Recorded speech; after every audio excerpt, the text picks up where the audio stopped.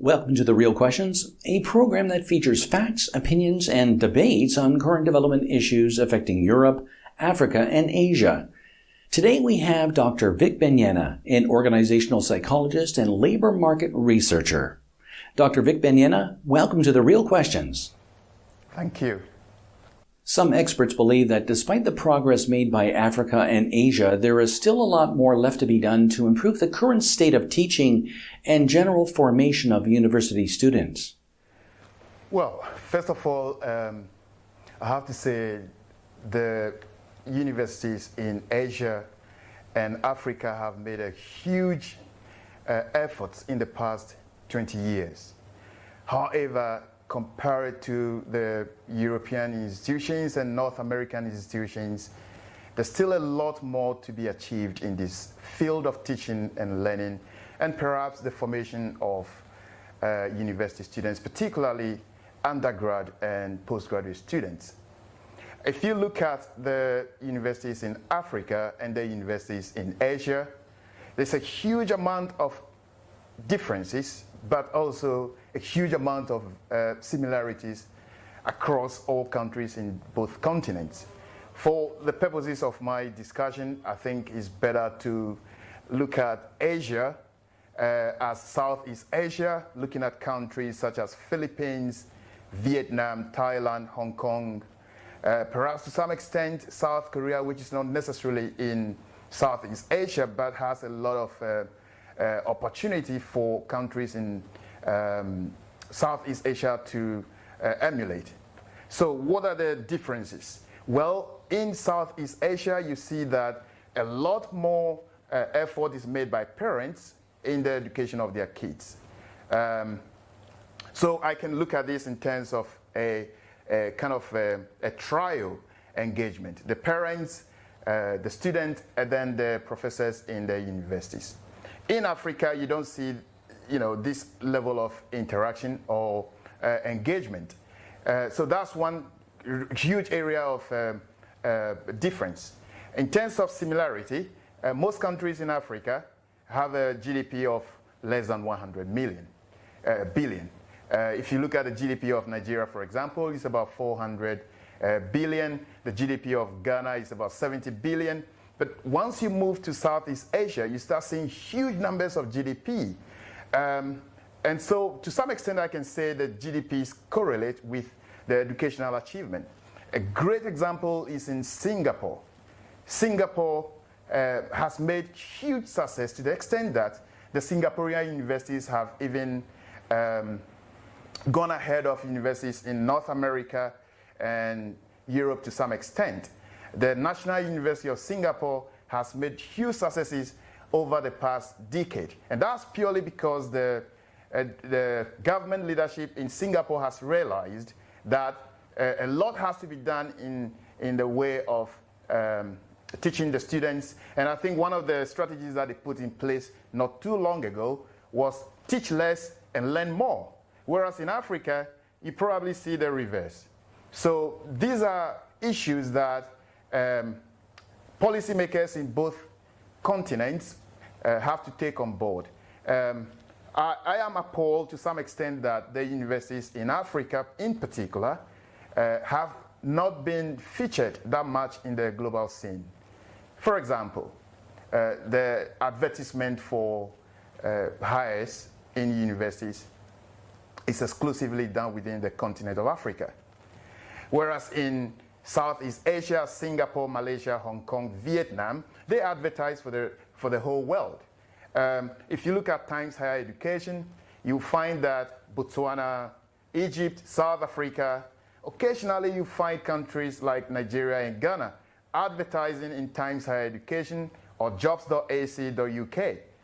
That is not the way to go forward. If you want to become a global player in the field, then you have to attract and engage the rest of the world in your labor force, as far as the university offering is concerned. The universities in Southeast Asia are doing a great job in this field. I have been in Southeast Asia and the achievement is spectacular. Okay, so can you specifically elaborate on which issues impact the delivery of education in Africa and Asia? Yeah, I can attempt to look into some factors that potentially affect the delivery of education, particularly in higher education. I will start with Africa. It's a little bit misleading to categorize all the institutions in Africa as either falling under what we would call low performance or mediocre performance. It's also very misleading to say that they are doing the best under the current circumstances. I write in my book something I call weak teacher, weak student relationship. So when you have teachers that have gone through a process that is not very rigorous, the output of those teachers is also going to be not very rigorous. So there's kind of a regress in this area where you have a weak teacher who was trained through a weak process becoming the person, the guru who is teaching the future generation. So this loop doesn't stop. It's a very sad situation, but this can be blamed on both the availability of infrastructure, the government funding, as well as the attitude towards teaching in Africa, or Sub-Saharan Africa to be precise. If you look at the other issues such as infrastructure, electricity, a lot of countries in West Africa, for example, continue to suffer from power cuts all the time. And the governments are powerless to deal with this power crisis. These are big issues that impact on educational delivery in Africa. So to look at the whole thing as a system, you have infrastructural problems, you have attitude problems, you have government level of corruption that is not acceptable in any shape or form. Then you have the students themselves who are not engaged globally. So their worldview is mainly in Africa. And it's the elephant in the room that the best examples in the industry are not necessarily from Africa. So maybe we have to start looking outside the box and start focusing on what best practices we can find from the rest of the world. In terms of Asia, again, we have a huge population crisis in Asia. I call it crisis because it does have an impact on how education is delivered.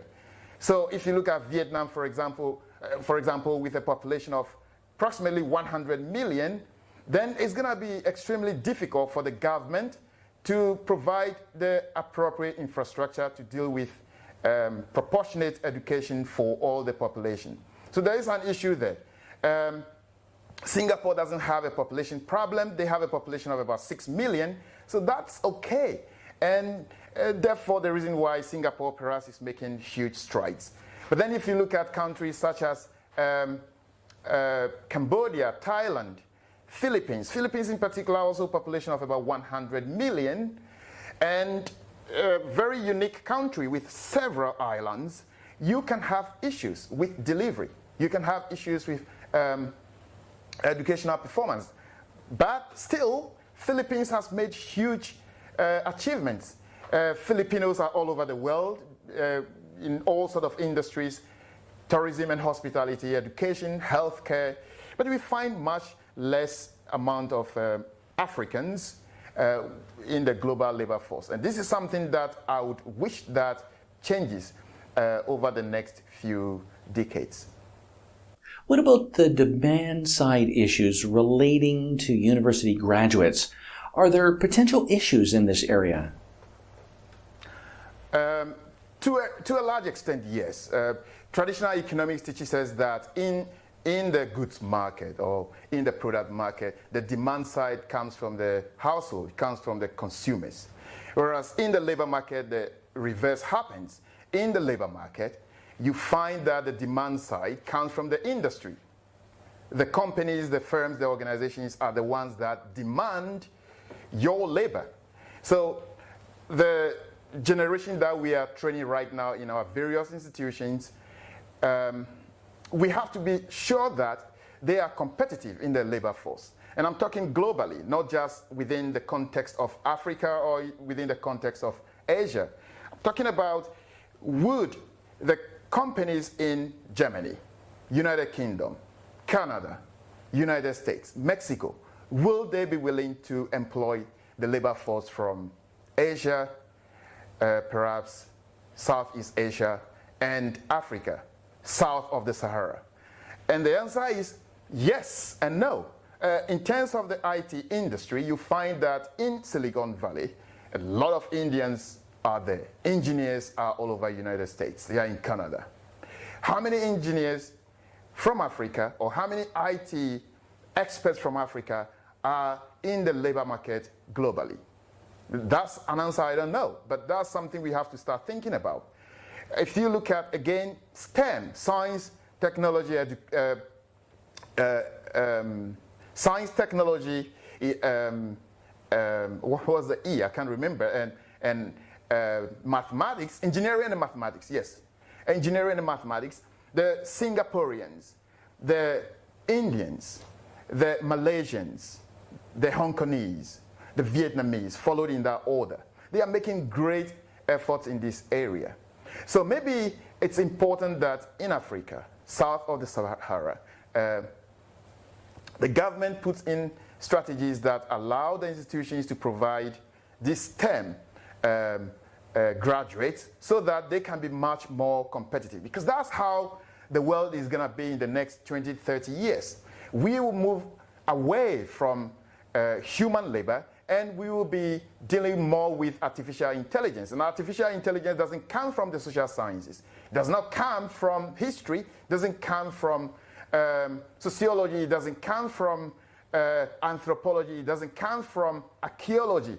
I'm sorry to mention these subjects, but the fact is that if you look at how the labor force is structured and actually how this labor force affects the production of goods and services, the delivery of service, if we talk of artificial intelligence, we are moving towards psychology, we are moving towards science, we are moving towards mathematics, engineering, and things like that. So those are the areas that the African institutions have to prioritize. If they decide to continue teaching the rest of the subjects, it's okay.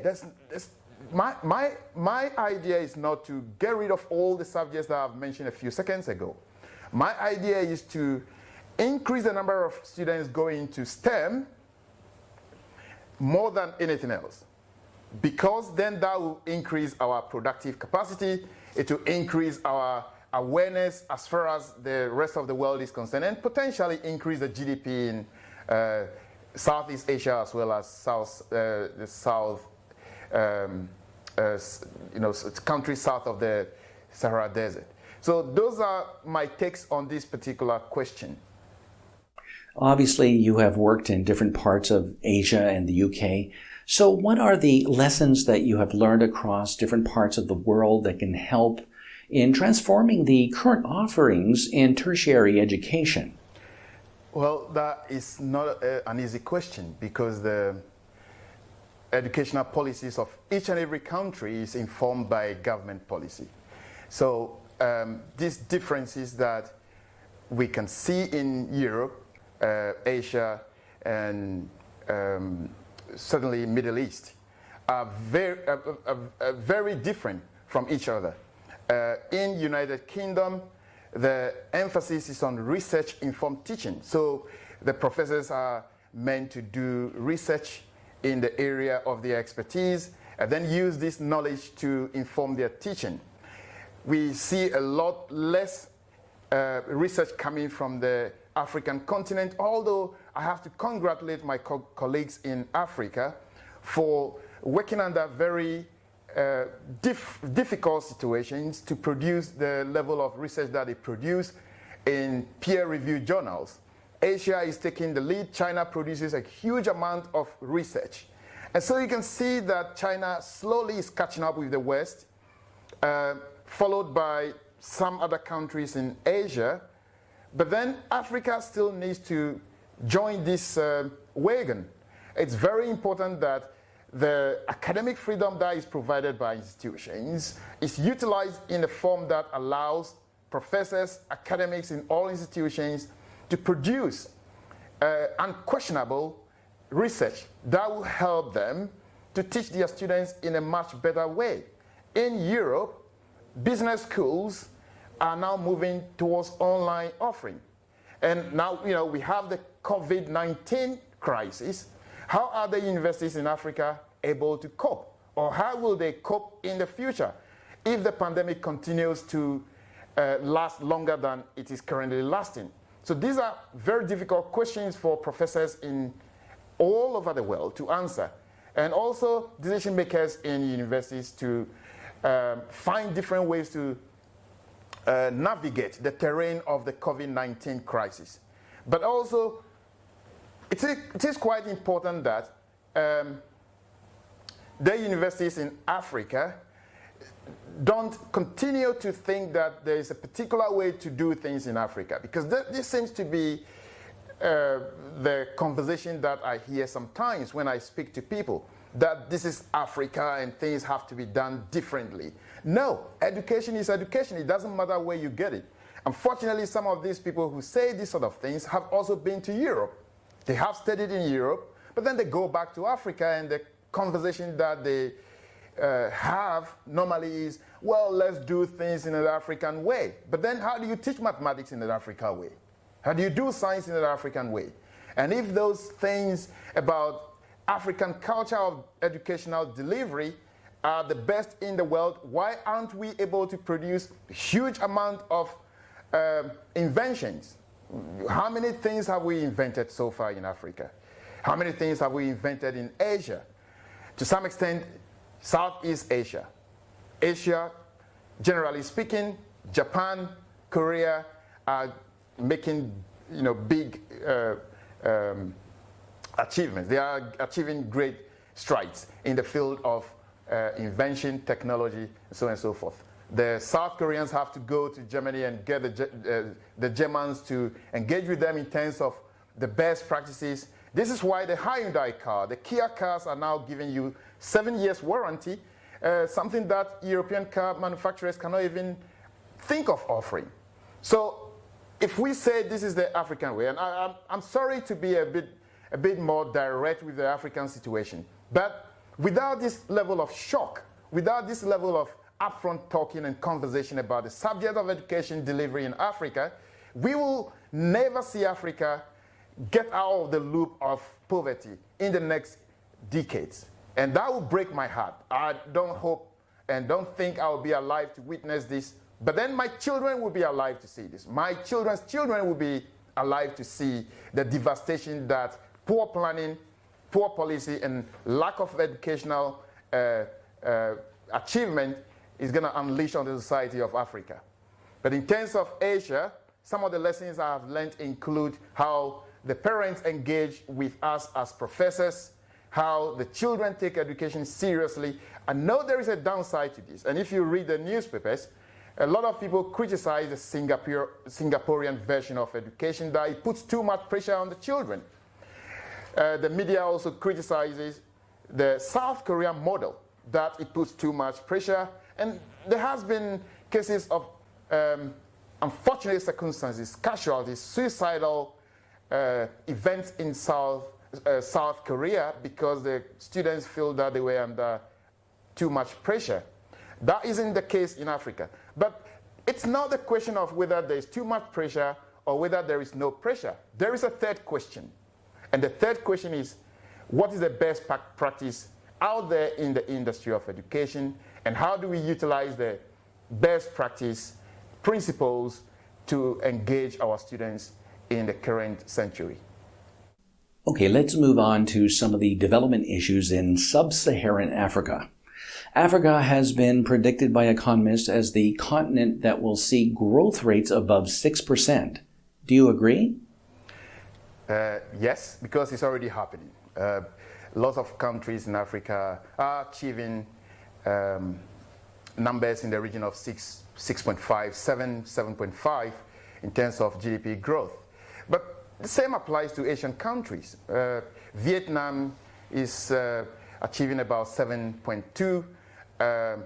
Singapore has slowed down slightly. But yes, all the tide is moving towards developing countries or emerging countries. The developed nations have no more capacity to develop. Therefore, their GDPs are slowing down a little bit compared to the developing nations. But that's macroeconomic theory.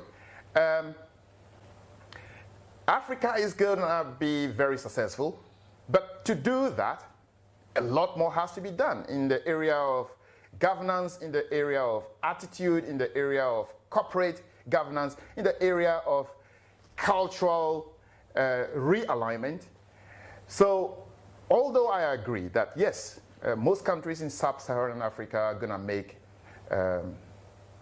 huge strides in terms of growth, I also believe that the supporting variables have to be looked at. And those supporting variables are what I've mentioned earlier on. But I'll emphasize a few. For example, how does the government in Sub-Saharan African country, how does the government view election spending, for example? If you look at election spending in proportion to the spending on eradication of poverty, are there some differences? And if there are some differences, why do we see, for example, in countries like Kenya, Nigeria, Ghana, when it comes to the time for elections, you see a huge amount of money spent on posters. They spend a lot of money on political rallies, they spend a lot of money on campaigns. And I don't think this is really the way to go forward if we were to continue achieving high numbers in terms of growth. Maybe it's ideal to cut down some of the spending and then probably move this spending to other areas such as education that I think would propel the continent forward. I also think that there are lessons to be learned from the Middle East, particularly United Arab Emirates. How do they ensure that productivity increases? One area that United Arab Emirates focuses on is efficiency. In other words, cost cutting. It does not matter whether it's the government sector, it does not matter whether it's the private sector. Go to almost all offices in United Arab Emirates. You will see a time out and time in machine. And this time in and time out machine regulates the movement of employees, because the employer cannot necessarily trust that employees would be able to behave in a particular way. So instead of just using the traditional method to achieve this, what countries like Singapore and also United Arab Emirates, and I believe there are other countries out there, is to ensure that your attendance is recorded. Let's compare that to Africa. If you want to continue achieving 6.0 GDP growth, then what do you do about people who don't turn up for work on Monday? Do you just tell them off? You call them to your office and tell them off, give them warning letter that in the end is not of any value? Or would you prefer that you have a system in place, a scientific system, proven, that tracks the movement of people? If they don't come to work, you don't pay them. Why continue to pay people if they are not coming to work? One of my strongest opinion about the COVID-19 is, whilst a lot of organizations have laid off their staff, and I don't particularly like that, because then that has an impact on the macroeconomic of the country. I also believe that there are issues where, if there are pandemics or crises such as this one, companies or organizations in some parts of Africa continue to pay salaries irrespective of whether there is productivity or not. So to continue to achieve the 6.5, 7 point whatever GDP growth, I believe that a lot has to change. There's not enough time to go into all the variables that I can think of, but certainly the attitude to work, the cultural realignment, the governance, as well as the managerial and leadership efforts of the continent has to change a little bit than it is currently. Some people might see your book, The 50 Probable Reasons Why Sub-Saharan African Countries Are Underdeveloped, Can Lessons Be Learned from Other Nations, as having a critical approach. Why do you think your book is now more than ever relevant to the youth, in particular in Africa? The book is not entirely critical. There are very good information out there in the book that praises the efforts made in Africa. But the book is meant to help decision makers and the youth to make better decisions. So, it may come across as critical, particularly when I talk about culture, for example. I'm sure there's going to be a lot of backlash in terms of what do I mean exactly? Why should we adopt the culture of another country? But culture is a very broad term, and if I were to have a conversation about people who find this as too critical, then I believe that it's very important that we itemize the things that I have in mind, that I feel strongly about, then we can have a much more clearer conversation. But in terms of why I came out with this book, for several years, some anthropologists believe that the human beings came into existence about 70,000 years ago. So Africa, if we were to follow the ideas put forward by evolutionary scientists, then Africa probably was in existence much longer than the 70,000 years. But then we see the reverse in terms of economic development, social development, the mindset of a typical university student in Africa. And so, do we continue to have the conversation in a much more casual and sensitive way, in such a way that we prefer political correctness, or should we confront the issues and bring about a kind of revolution in the mindset of our African citizens? And I believe that if we continue to look at the whole idea of Africa development as a whole as too politically sensitive, then we have a big problem.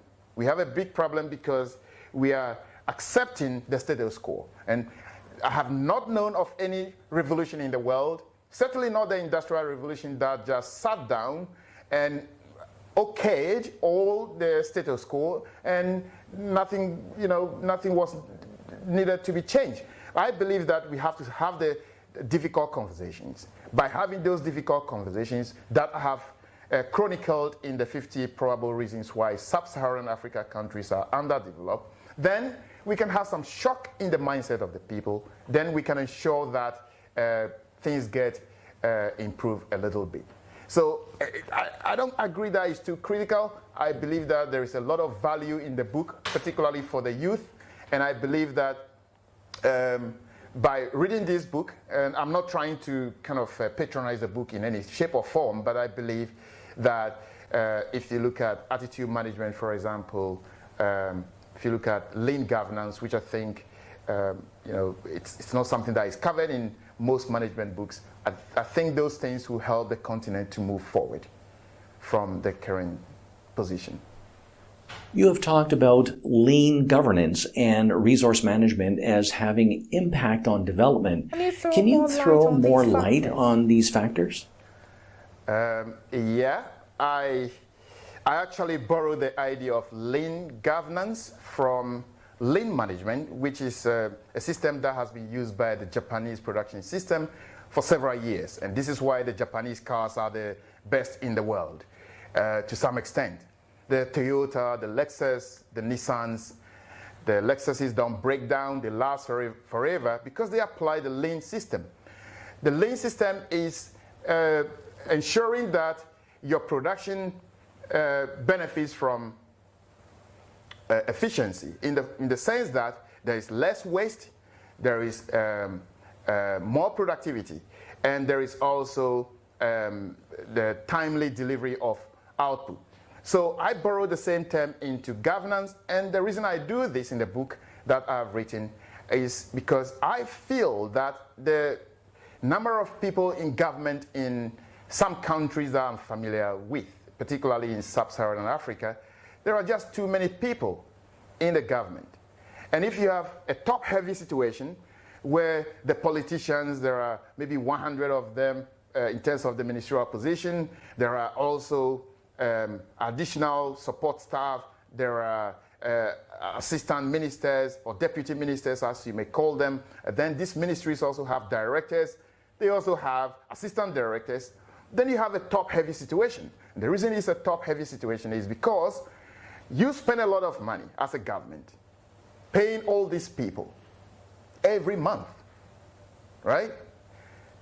But the question is, do you really need this huge number of ministers? I don't know what the number is for the number of ministers in Nigeria, Kenya, or Uganda, or Ghana. But let's, for hypothetical case scenario, let's say that the number of ministers in Ghana is about 100, for example. And you have another layer of deputy ministers, sometimes, more than 2 deputy ministers. Then you have the directors. And then you have cars that are for all these people. And all these positions are continuously being paid for. The cars, the houses that are being paid for. It's a huge stress on the finances of the government. So I believe that by introducing lean governance, we can save some money. These countries can save some money. If I was to make a case, I would say that with a population of about, let's say Ghana's population of about 30 million, Nigeria population of 200 million. Let's look at Ghana's situation. Population of about 30 million, you probably don't need more than 20 ministerial positions. And Nigeria, probably in proportion to their population, they probably need around 50, 60 ministers. The idea is to combine some ministries together. So why don't you combine the Ministry of Fisheries and Agriculture with Ministry of Road and Transport, for example? What is the Ministry of Road and Transport doing particularly well in some of these sub-Saharan African countries, such that the road network is superb to propel productivity? Why is it that there has to be another ministry called Information Ministry, which cannot be combined with, say, Ministry of Interior, for example? Why all this split? And why isn't the decision makers thinking of reducing the number of ministerial capacity? Why isn't conversation being had on this particular subject? So lean governance, in essence, would be that trim down all the positions and save some money, and use these savings to develop your countries. That would be my idea. I know there is a lot of, there's potential for a lot of people to come back to say that, oh, Africa has a very difficult situation, therefore they need more ministers. But we know the conversation about whether we need more or we need less can be had in probably a different interview. So how exactly does your concept of lean governance work, and why hasn't several sub-Saharan African countries adopted this approach so far? Well, it's a hypothetical situation that I have thought about, but I think that would be meaningful. Most very good ideas in history were once upon a time an idea or a hypothesis from someone who had a critical mind about the subject, thought about it, think about how to improve it, instead of saying the status quo is okay. And so when I was thinking of how to deal with some of the issues in Africa, and I believe I'm not the only one thinking like this. I'm pretty sure even the man on the street will feel that when the minister in Nigeria drives in those big 4x4 cars, or in Kenya or in Ghana, driving those big 4x4 cars past them, and they are still walking on the street with no means of transport or public transport, they feel the same way anyone in my position will feel, that things have to change. So then we have to ask the question, if things have to change, then which areas of our society, or the African society, or the Asian society has to change? Well, I I believe lean governance as the subject of trimming down the number of ministerial positions, merging some of the directorates, is the way to go forward. If you look at the monarchical systems across the world, they don't have a lot of ministerial positions. If you look at countries that want to bridge the gap between the poor and the rich, they don't have to drive in big cars. I don't personally know this for a fact, but I don't also think that the ministers in UK have their dedicated fleet of cars that they pick and choose as and when they want to travel, so that they have that luxury of life, and the average person like me in UK is not benefiting from the same level of means of transport. If you go to London, the underground system is effective. It's for all. Some ministers use the same. But go to a country like Ghana, the minister is likely to have a convoy, a huge fleet of cars, policemen with sirens and blue lights all over the place. This is cost. And so if this cost affects the growth, which we talked about a few minutes ago in terms of GDP going beyond 6.0 and so on and so forth, then maybe we have to cut down on this unnecessary spending on governance, which also includes the spending on political rallies, the parties not being effective, but they are elected because they go down the electorate and giving them money, bribing them to vote for them so that they continue to be inefficient. This loop has to stop. We have to find a way to curtail this loop of continuous corruption. I hate to use the word corruption in my conversations, but I think it's the elephant in the room. We all know what the situation is. We just don't like talking about corruption because it's politically sensitive.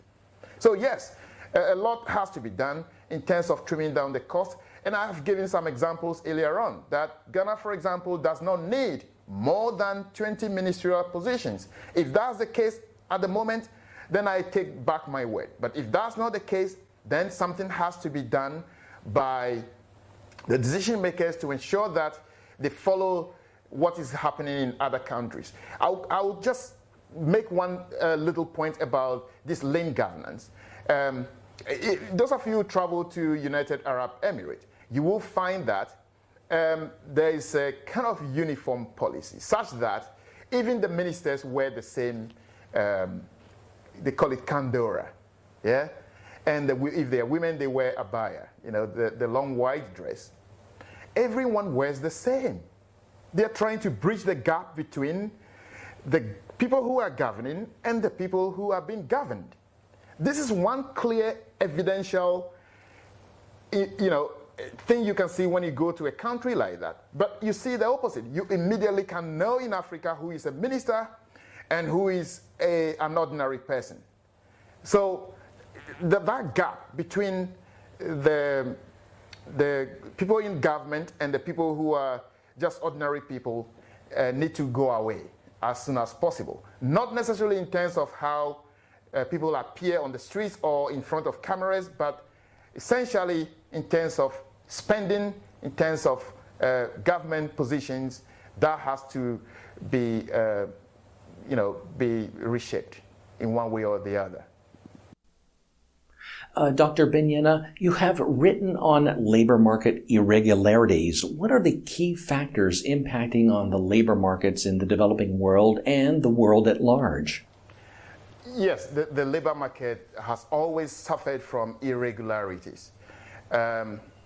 One of the issues that we study in macroeconomics is unemployment, and unemployment can occur, as we know, because people have lost their job in a particular industry that is no longer needed by society, and this group of labor has to move to another sector.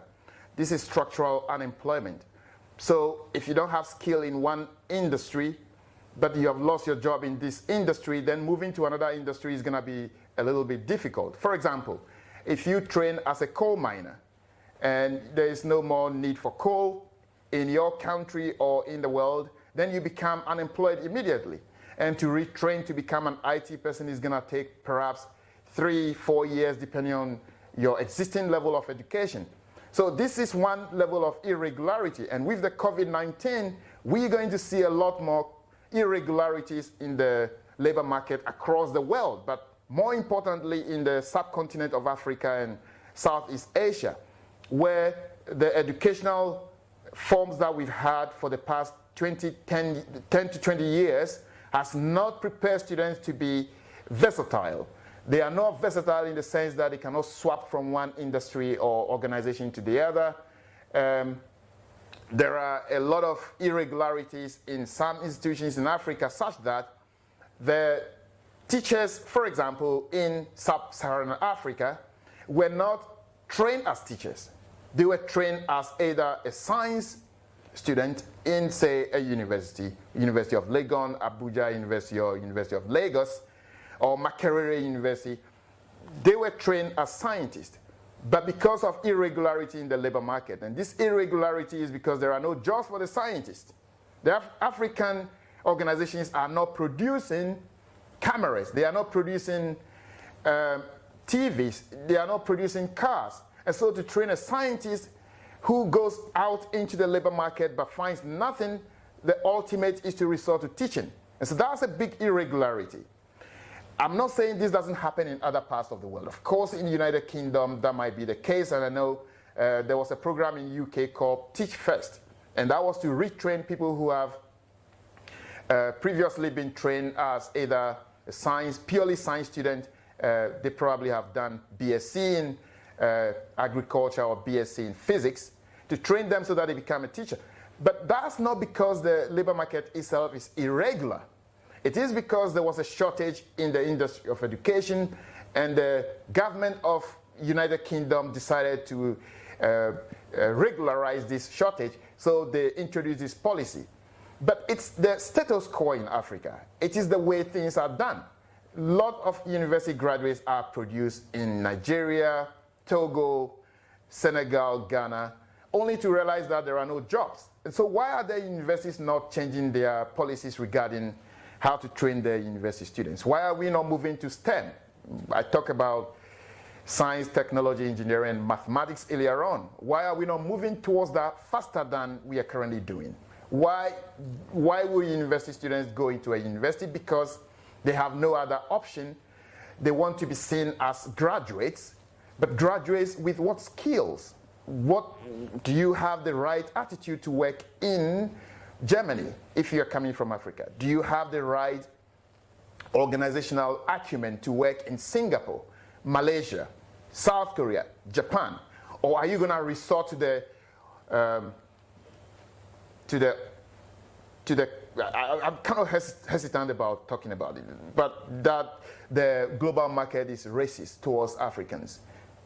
I mean, I don't see it that way. I think if an African has all the skills that are required by Kia company in South Korea, Kia would want to have them. And I believe that if Japan Motors find a very good skill from Africa, why not? But this doesn't come at the individual level. It comes at the wider national level, where the governments have to start thinking more about STEM. They have to start thinking about the future subjects. If we stop having that conversation right now because it's too sensitive, because we are not prepared for it, then what's going to happen to Africans? What's going to happen to the Asian labor force in the future? I think Asia has slightly advantage over the Africa as a whole, because we know that Singapore, as I've mentioned, Malaysia, India, China, they are making strides in this area. So my concern will be more towards Sub-Saharan African countries, where I would like to see much more effort in terms of training. It's not okay to just say I have a degree. There are a huge number of people in Africa that would claim to have a master's degree, but then engage them in a simple conversation, and the contribution becomes a little bit questionable in terms of quality. So those are things that have to be looked at if we want to regularize the labor market for Asia and Africa in particular in the next few decades. It's quite important that we ensure that these things happen now rather than later. What recommendations would you make to the young generation as they join the ever-competitive global labor force?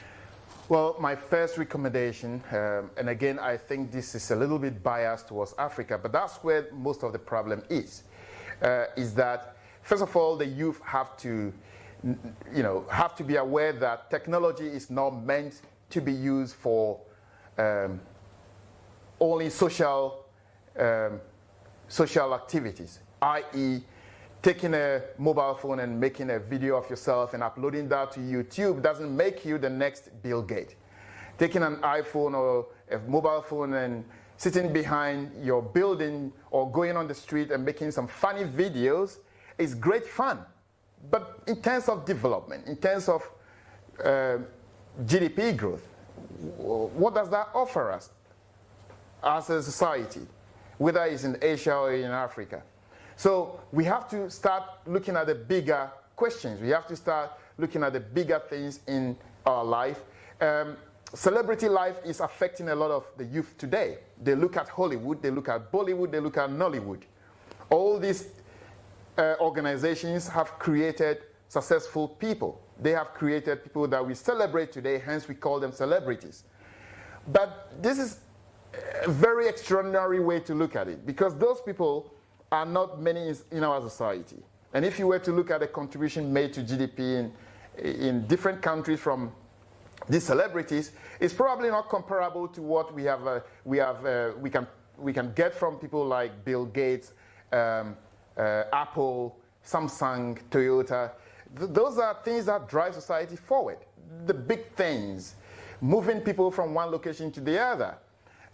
So the idea in these continents have to change, the mindset, such that people stop favoring celebrity life and they prioritize achievement, responsibility, and commitment to organizations. But in addition to that, the attitude towards work has to change.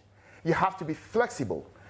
To say that I have trained to be a medical nurse and I want to work in Philippines and I don't want to leave the shores of Philippines is misleading, because the world has opened up.